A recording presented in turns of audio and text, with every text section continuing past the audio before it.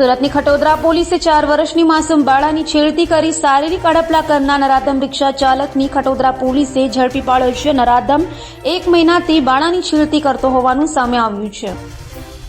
જે સ્કૂલ રિક્ષા ચાલક પર વિશ્વાસ મૂકીને વાલી પોતાની 4 વર્ષની બાળકીને રોજે સ્કૂલ મોકલતા હતા, તે જ રિક્ષા ચાલકે માસૂમ બાળકી સાથે 1 મહિના સુધી શારીરિક છેડતી કરી હતી।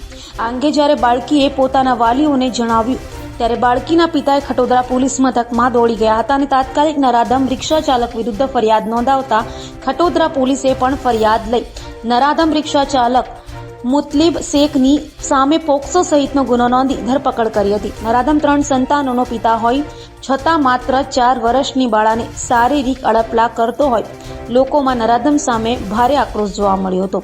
હાલ તો પોલીસે નરાધમની ધરપકડ કરી સરિયા પાછળ ધકેલી દીધો છે। ખટોદરા પોલીસ સ્ટેશનમાં એક બનાવ બનેલ છે, જેમાં નાની બાળકી સાથે એક રિક્ષાવાળાએ સ્કૂલમાં અવરજવર દરમિયાન શારીરિક અડપલા કરેલું પ્રાથમિક રીતે જણાઈ આવેલ છે।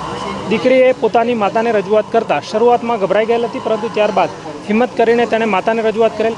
માતાએ એ રજૂઆત ખટોદરા પોલીસને કરેલ, જેથી ખટોદરા પોલીસે દીકરીને બોલાવીને લેડીઝ પોલીસ સાથે રાખી ઘનિષ્ઠ પૂછપરછ કરેલ, જેમાં ફલિત થયેલ કે દીકરીને શારીરિક હેરેસમેન્ટ રિક્ષાવાળા તરફથી કરવામાં આવેલ છે, જેના આધારે ગુનો દાખલ કરેલ છે અને ગુનો દાખલ કરી આરોપીની ધરપકડ કરવામાં આવેલ છે અને તેનું મેડિકલ સારવાર પણ કરવામાં આવેલ છે।